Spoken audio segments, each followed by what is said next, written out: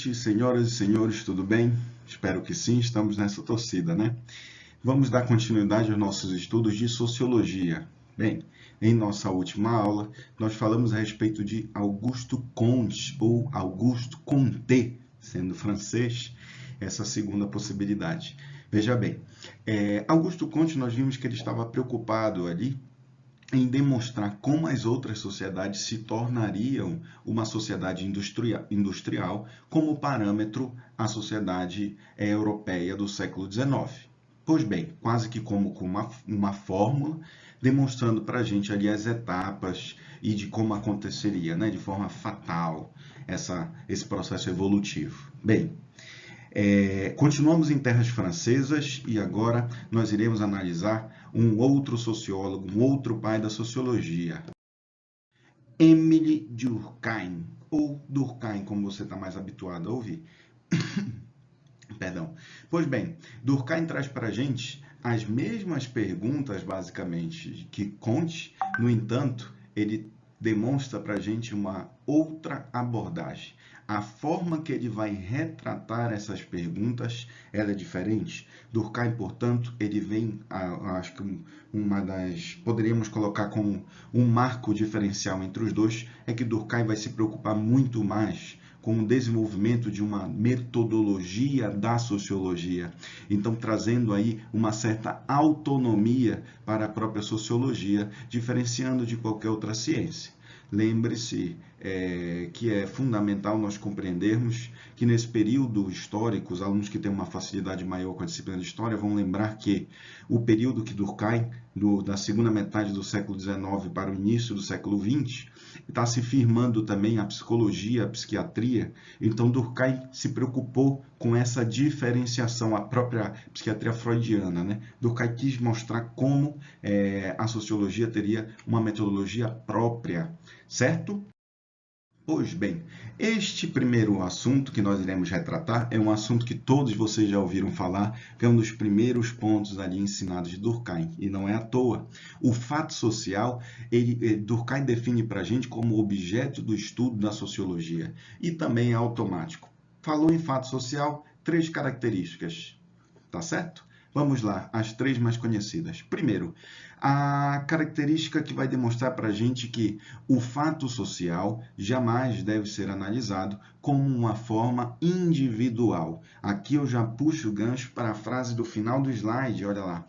A soma dos indivíduos não explica o pensamento da sociedade. E por que não explicaria? Bem, é porque no meio da sociedade há outras situações, como por exemplo as próprias instituições, que demonstram como um todo, tá certo? Então aqui uma necessidade inclusive de separar a filosofia, já a psicologia e a psiquiatria da própria sociologia. Logo, não há como explicar um fato social de maneira individual. Segunda característica é que o fato social ele é externo ao indivíduo. Ou seja, ele vem do coletivo para o indivíduo. Ele já estava lá antes de você nascer e irá permanecer depois que você se for. Por exemplo, em que momento você optou escolher falar português? Em que momento você tem uma opção completa ali, investimentos em alguns rituais, como por exemplo 15 anos. Deu para compreender? Terceira característica, e uma das mais conhecidas, a coerção social. Veja bem, a coerção é a força que vem do coletivo para o indivíduo, tá certo? Muita atenção para a coerção social, porque os alunos eles adoram fazer essa abordagem em temas redacionais, então é importante nós alongarmos e nós iremos retratar ela de uma forma mais delicada. É interessante a gente notar que o Durkheim vai falar que o principal exemplo que nós temos de coerção são as instituições sociais. Bem, exemplo de instituição social: família, trabalho, escola e aí por diante. Elas não gostam de ser questionadas, elas não veem bem uma ideia de você bater de frente com elas. Logo, elas são conservadoras, coercitivas, coletivas e impositivas, tá certo? 3 características. Lá em cima você deve ter visto que há uma regra ali. Esta regra está muito mais para o sociólogo quando ele estiver trabalhando com o fato social. Durkheim defende que também deve ser externo a forma que você olha o fato social. Não pode haver uma proximidade, quase como o olho do Sauron ali do Senhor dos Anéis, como se fosse o Big Brother. Então você precisava manter o distanciamento para que suas paixões, os valores, opiniões não pesassem sobre a interpretação, sobre a análise do fato social. Tudo bem? Então vamos lá. Olha, primeira charge aí para demonstrar melhor para a gente a ideia da coerção social. É uma menina que pede para sua mãe, na verdade, notifica a sua mãe que ela tem interesse em fazer uma mecha verde no cabelo. E, naturalmente, a mãe questiona. Ela tenta justificar, falando que é uma questão de individualidade. E, por último, ela justifica ali que todo mundo está fazendo. Deixa claro, portanto, como a coerção social age sobre os indivíduos, tá certo? Alterando ou determinando alguns comportamentos, certo?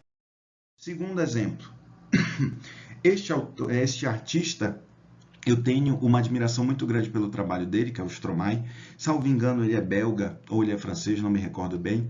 E ele tem uma série de músicas que retratam situações sociais. Eu peguei esta aqui, que é Carmen, porque ela faz um parâmetro direto com um pássaro azul bem grande, que todos nós sabemos que é uma referência a uma rede social muito importante, muito conhecida. Notório durante o clipe que o Stromae, o próprio Stromae enquanto personagem de quadrinho, no clipe como um todo, ele está dando um ênfase muito grande para a rede social e em detrimento da realidade. É interessante a gente também fazer um parâmetro com os demais, né? Conosco.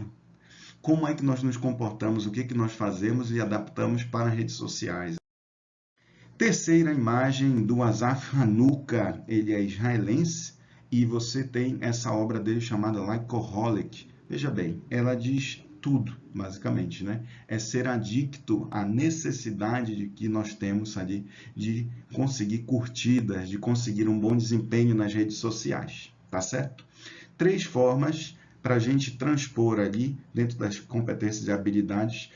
É óbvio que Durkheim não fala absolutamente nada das redes sociais, mas nós estamos fazendo o estabelecimento aqui entre competência e habilidade com a teoria durkheimiana, tá certo? Bem, para quem ainda tiver com dúvida em relação ao fato social, eu coloquei para vocês os conceitos aí na telinha para ver se fica mais fácil, tudo bem? Vou, antes de sair de fato social, dar mais um exemplo de coerção, tudo bem? A religião. A religião, se você for ver, algumas pessoas não têm liberdade de escolha, já é uma tradição muito forte familiar, e as que têm, no momento em que elas optam por uma religião, elas precisam se integrar, seguir as regras daquele grupo que já estavam lá anteriormente. Tá bem? Compreendido? Então vamos. Aqui nós já começamos a entrar na tese de doutorado de Durkheim, que é a divisão social do trabalho.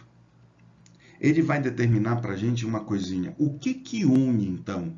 Como eu não devo dar tanta atenção para os indivíduos, eu devo ver o coletivo, como justificaria essa minha análise?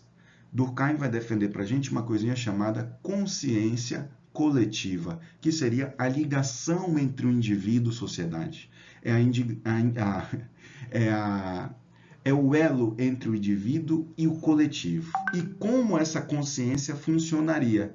Funciona através das instituições sociais.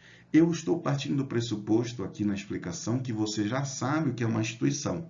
Caso você não saiba, vamos lá.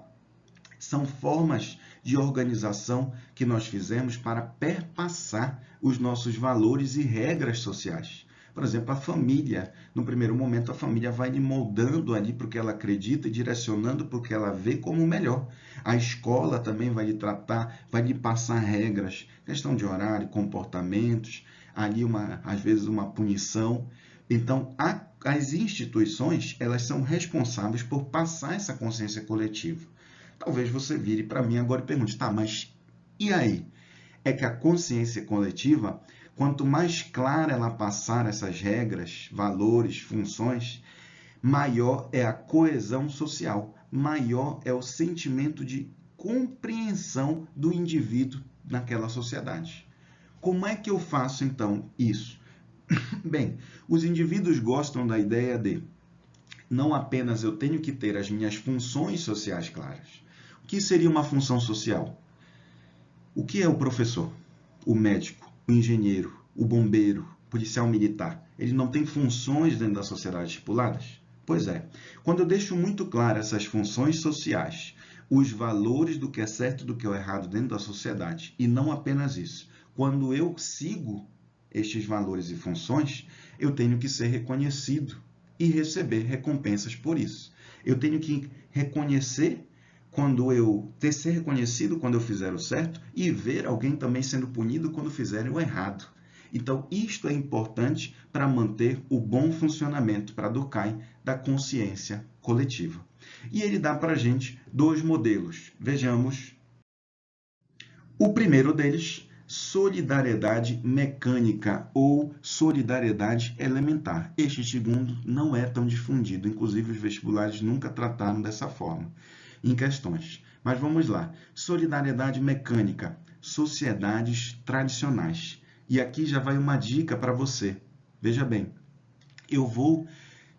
solidariedade você substitui na sua cabeça como sentimento de pertencimento. Vai ficar mais fácil. Como era o sentimento de pertencimento nas sociedades tradicionais, ou seja, todas aquelas sociedades que estavam antes da sociedade industrial. Elas apresentavam um alto grau de pertencimento. Por quê? Lá nós tínhamos as funções sociais muito estipuladas e claras. Sou um ferreiro conhecido pelo nome porque a sociedade era de pouca quantidade de pessoas, então elas me conheciam pelo nome, eu sabia a minha função, eu tinha a sensação que eu pertencia e eu também tenho um sentimento de justiça muito forte entre os indivíduos. Inclusive, a que prevalece aí é a justiça punitiva, por vezes relacionado com o eixo divino, por vezes relacionado ali, por exemplo, à lei de Talião. Deu para compreender? Funções sociais claras. Vamos pegar um exemplo histórico aqui do início do Neolítico, de 12 mil anos atrás. As funções sociais eram determinadas ali se você fosse homem ou mulher. Homem vai para a guerra, homem caça, mulher faz determinadas funções mais domésticas, artesanato, etc. Tá bem? Deu para compreender?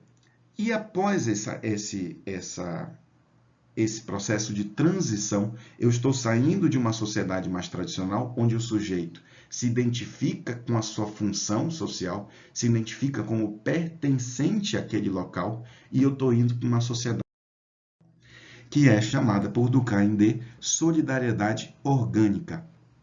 Bem, como nós vimos anteriormente, aqui tudo modifica. As turbulências, a forma de trabalho, a quantidade de pessoas aumentando o tempo todo, né? Então, as pessoas passam a ter um baixo sentimento de pertencimento àquela sociedade. Eu não consigo compreender qual a minha função aqui. Pense, por exemplo, numa grande esteira de uma indústria. Você vai ver que várias questões, inclusive já trabalharam isso vestibular. As pessoas faziam movimentos repetitivos e não conseguiam compreender ao todo o que ela estava produzindo. Logo, a minha função não fica tão clara na sociedade. Desse modo, Durkheim vai falar que quando eu tenho um baixo sentimento de pertencimento, quando não fica claro para mim, os problemas são potencializados na sociedade e ela se torna anômica. Olha lá, exulta na anomia. Lembre-se que nós falamos formas aí de retratar a sociedade, pegando emprestado termos da biologia do professor Pacheco, do professor Bruno Shoa.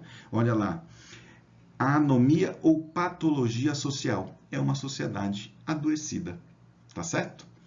A partir daí, Durkheim demonstra para a gente como o sentimento de individualismo, ele é crescente e ele passa a entrar em um conflito direto com os desejos da coletividade. Raymond Aron, por exemplo, vai propor para a gente a seguinte perspectiva. O indivíduo, a individualidade vai ser tão crescente que, por vezes, o próprio indivíduo vai cobrar mais do coletivo que ele pode dar. Então, como resolver esse problema, né? Já iremos falar sobre isso. Olha, veja bem, se na solidariedade mecânica eu tenho uma justiça punitiva, aqui já vai começar a justiça restitutiva, a ideia de reintegrar, cerceia da liberdade, dependendo da sociedade também, né? Por um tempo e coisa e tal. Então, o próprio modelo de justiça, ele está sendo modificado, tá certo? Lá. Por fim, a divisão social do trabalho em si. Para o Durkheim, estipular as funções sociais dos indivíduos era uma forma de tornar amena os problemas que nós já destacamos anteriormente. E como aconteceu essa situação? Não possui justificativa no indivíduo, se dá também por uma questão de aumento da densidade demográfica e na intensidade das comunicações. Como assim? Os valores da sociedade estão fazendo o comportamento da pessoa modificar de modo geral. E o próprio comportamento também está fazendo os valores serem repensados. Será que a família dá conta agora de explicar tudo? Pense no hoje. Agora a família, ela consegue determinar o seu eu enquanto indivíduo completamente? Durkheim diz que não. Então, a necessidade de trabalhar essa divisão social do trabalho tornaria, o esclarecimento disso, tornaria os nossos problemas sociais potencializados durante a era industrial menores, né? Ajudaria. Então, senhoras e senhores, por fim, eu agradeço a todos. Não se esqueça de deixar a sua curtida aí. Não se esqueça de inscrever no canal. Fiquem bem. Beijão. Até mais.